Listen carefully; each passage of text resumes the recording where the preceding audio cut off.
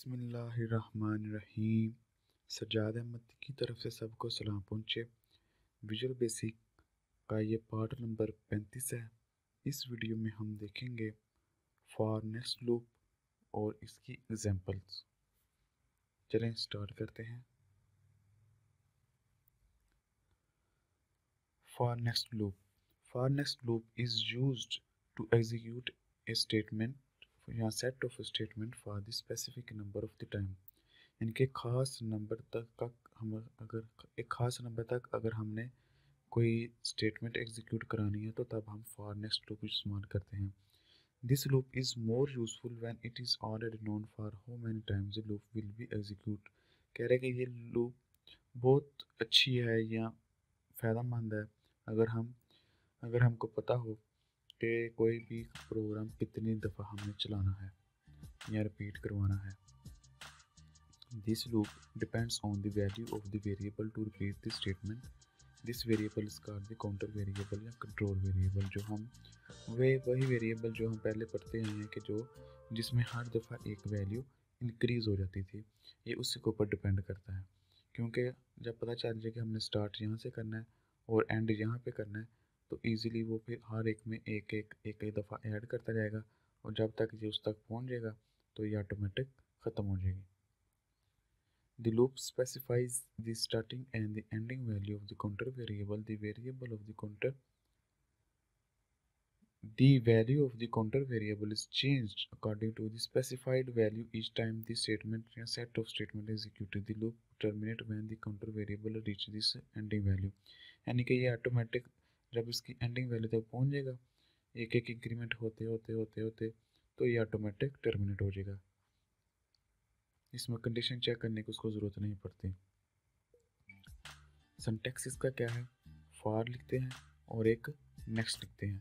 ये इसका स्टार्टिंग और इसका एंडिंग। ये बताएगा लूप स्टार्ट हो गया और ये बताएगा कि लूप एंड हो गया। काउंटर वेरिएबल यानी कि जिससे हमने स्टार्ट करना है या स्टार्टिंग वेरिएबल कह लें। टू का लफ्ज़ यानी कि यहाँ से स्टार्ट करना है टू एंड वैल्यू तक और इधर स्टेटमेंट्स या सेट ऑफ स्टेटमेंट आएगा। ये स्टेप एन एक वैल्यू है ऑप्शनल, लिखेंगे तो भी ठीक है, ना लिखेंगे तो भी ठीक है। इसका मतलब ये होता है कि फर्ज करें अगर हमने पहली दफ़ा जो जितने भी पहले प्रोग्राम देखे उसमें हर दफ़ा वैल्यू 1 का इंक्रीमेंट हो रहा था, यानी कि उसमें 1 वैल्यू ऐड हो रही थी। लेकिन अगर हम कोई ऐसा प्रोग्राम लिखना चाहते हैं जिसमें 2 वैल्यू ऐड हो, मसलन पहले 1 हो फिर 3 हो फिर 5 हो, यानी कि ऐसा नहीं कि पहले 1 है फिर 2 है फिर 3 है फिर 4 है। हम फ़र्ज़ करें कोई ऐसा प्रोग्राम लिखना पड़ जाता है जिसमें 3 का इंक्रीमेंट करना पड़ जाता है। एक के बाद 4, 4 के बाद 7 और इस तरह 3 ऐड करते जाएंगे। तब हम यहाँ लिख देंगे स्टेप एन का मतलब होगा कि इतने तुमने स्टेप छोड़ के आगे चले जाना है। ये ऑप्शनल है, इसको मज़ीद देखेंगे अगर इसकी एग्जांपल लिखी हुई है तो। नीचे से लिखा है for indicate the start of the loop, यानी कि फॉर ये बता रहा है कि हमने लूप को स्टार्ट कर दिया है। और काउंटर वेरिएबल ये डिपेंड कर देता है, लूप इस पर डिपेंड करता है कि कितना देर हमने चलना है। इसके बाद start variable starting variable counter variable के बराबर होता है और एंड वेरिएबल कहाँ तक उसने चलना है लूप ने।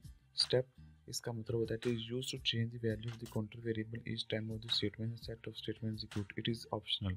ये ऑप्शनल है, अगर हम लिखेंगे तो भी चल जाएगा, ना लिखेंगे तो भी चल जाएगा। ना लिखेंगे तो इसका मतलब ये होगा कि इसने हर दफ़ा एक का ही इंक्रीमेंट करना है, ज़्यादा का इंक्रीमेंट नहीं करना। लेकिन अगर मेंशन कर देंगे कहीं कि एक नहीं 2 का इंक्रीमेंट करना है या 2 नहीं 3 का इंक्रीमेंट करना है तो वो उतने इंक्रीमेंट हर दफ़ा करता रहेगा।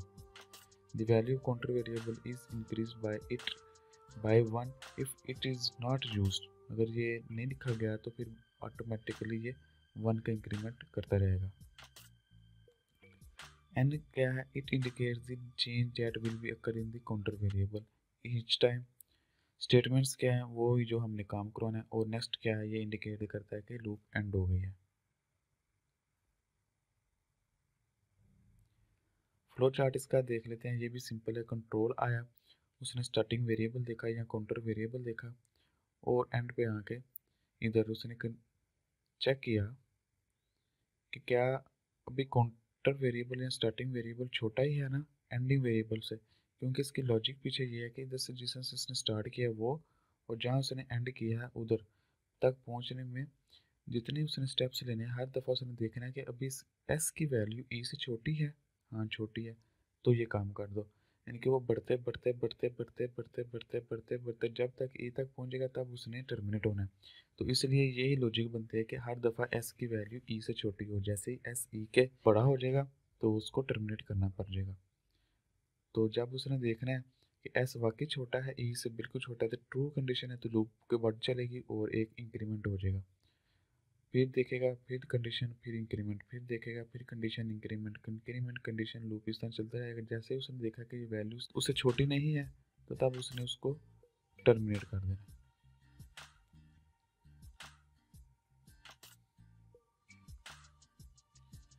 एग्जांपल देख लेते हैं। Write a program that display 5 odd number using for next loop. यानी कि पहले ऑड नंबर को शो करवाना है। लूप कौन सी यूज़ करनी है? For next loop. नया प्रोग्राम स्टार्ट किया, इस तरह इसको डिज़ाइन किया, इसके क्लिक कीबोर्ड के ऊपर ये विंडो ओपन होगी। तो क्या किया, एक n वेरिएबल या काउंटर वेरिएबल के तौर पर इंटीजर टाइप का for n equal to 1 to 10, यानी कि क्या करना है, n स्टार्टिंग 1 है और 2 का मतलब कहाँ तक इसने जाना है, 10 तक। और स्टेप 2 का मतलब है कि हर दफ़ा 2 वैल्यू बढ़ानी है।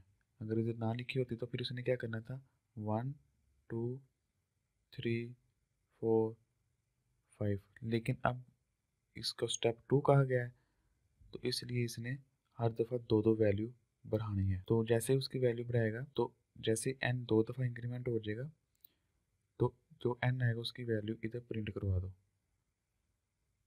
इसका आउटपुट देखते हैं हम। इसका आउटपुट ये आ रहा है कि 1, फिर उसने 2 नहीं किया, फिर 3, फिर 4 नहीं किया, 5 6 नहीं किया, 7 किया, 8 नहीं किया, फिर 9। तरह ये 2 का इंक्रीमेंट होकर ये आउटपुट आ रहा है। In the above example, n is the counter variable that is initialized to 1. n को पहले 1 असाइन किया गया था। After each iteration, the value of n is increased by 2, not 1. The loop executes for 5 times. It terminates when the value of n becomes 11. जैसे ही वो 11 होगी वो क्या हो जाएगा, s जो हो जाएगा वो not is equal to less than ending value, तो कंडीशन फॉल्स हो जाएगी क्योंकि वो जो 10 था स्टार्टिंग और एंडिंग में 1 और 10 का, जैसे वो 11 तक पहुंचेगा तो ये टर्मिनेट हो जाएगा।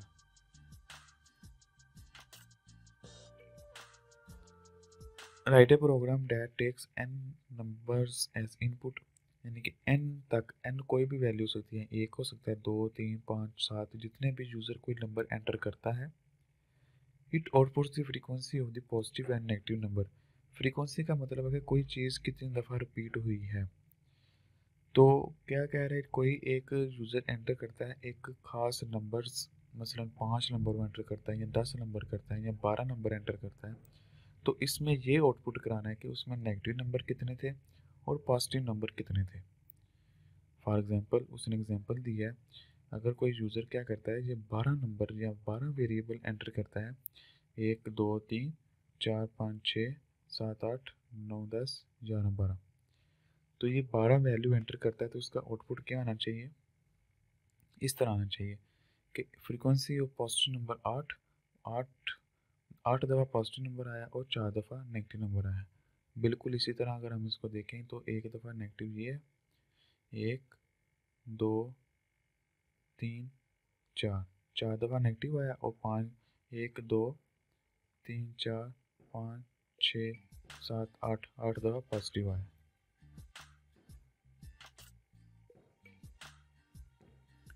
तो ये प्रोग्राम लिखना है हमने। तो इसको वैसे एक फॉर्म डिज़ाइन किया, एक बटन लगाया, उसके क्लिक कीवर्ड के ऊपर हम इधर कोडिंग करेंगे। डिम n एज इंटीजर और num एज इंटीजर। एक वेरिएबल n लिया जिसमें हम यूज़र से पूछेंगे कि आपने कितने नंबर एंटर करने हैं, यानी कि दूसरे अल्फाज में कि हम कितनी दफ़ा लूप चलाना चाहते हैं, तो वो वैल्यू हम n में रखा लेंगे। और फिर num यानी कि वो नंबर जो हम यूज़र से लेंगे वो num में रखा देंगे। और डिम पॉजिटिव वैल्यू जितनी भी आएंगी उनको pos में रखा लेंगे। और नेगेटिव वैल्यू जितनी आएगी उसको एन जी में रखा लेंगे। तो इस तरह ये 4 वेरिएबल डिक्लेयर किए। इनकी वर्किंग देख लेते हैं। इनपुट बॉक्स पहले शो होगा, वो कहेगा कि आप कितने नंबर एंटर करवाना चाहते हो, how many numbers to input. First करें अगर यूज़र ने यहाँ 12 एंटर किया है तो अब क्या होगा, फॉर और नेक्स्ट वाला लूप चलेगा जो अभी हमने देखा है। तो आई इज इक्वल टू 1, यानी कि कहाँ से स्टार्ट करना है, टू एन। अब एन के पास क्या है, 12। तो ऑटोमेटिकली इसको कंडीशन चेक करने की ज़रूरत नहीं, ये क्या करेगा 1 से लेकर 12 तक लूप चला देगा। तो अब ये लूप शुरू हो गई, लूप के अंदर ये सारे काम होने हैं इधर से लेके इधर तक।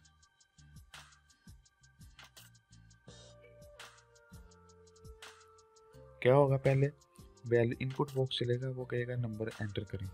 अब जो उसने एक नंबर एंटर किया है, 12 नंबर यकदम नहीं आने, एक एक करके एक एक नंबर आना है। पहले वो उसने नंबर एंटर किया एनयूएम में, इफ़ कंडीशन लगाई, इफ़ ये वाला जो नंबर हमने एंटर किया है या यूज़र ने एंटर किया है क्या वो छोटा है 0 से।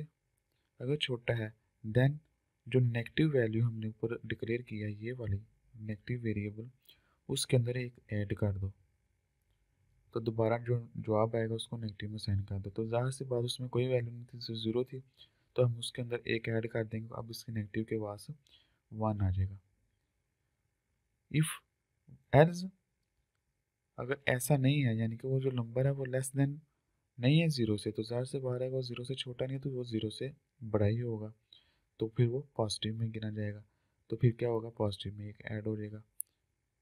तो इस तरह करते करते जितनी दफ़ा भी लूप चलेगी और हर दफ़ा क्या करेगा, जिसकी कंडीशन सही हुई उसको एक ऐड कर देगा।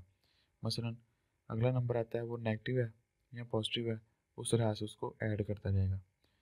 तो जैसे हमने 12 नंबर वाली एग्जांपल देखी, फर्स्ट करें इधर 4 आ जाता है, 4 नेगेटिव नंबर, और इधर 8 आ जाते हैं पॉजिटिव नंबर। तो जब लूप 12 दफ़ा चल गया तो लूप ख़त्म हो जाएगा। फिर क्या करेगा, print frequency of positive number, ये ऐसे ही लिखा जाएगा, ये डबल कोटेशन के अंदर लिखा हो गया है ये चीज़, कनकैटिनेट कर दिया साथ, और पीओएस पॉजिटिव की वैल्यू इधर ऑटोमेटिक आ जाएगी ये वाली। फिर सेम इस तरह फ्रीक्वेंसी ऑफ नेगेटिव नंबर कनकैटिनेट किया और नेगेटिव की वैल्यू इधर आ जाएगी ये वाली 4। ये छोटा सा क्विज है, इसको हल कीजिएगा। FOR is keyword yes or no. For next loop is used for unknown variable yes or no. STEP step is used to change the value of counter variable yes or no. Thank you for watching. Allah Hafiz. अगर कोई question है computer science के मतलब वो पूछे, दिए गए quiz के आंसर कमेंट्स करें, चैनल को सब्सक्राइब करें और इस वीडियो को अपनी क्लास वालों के साथ शेयर करें।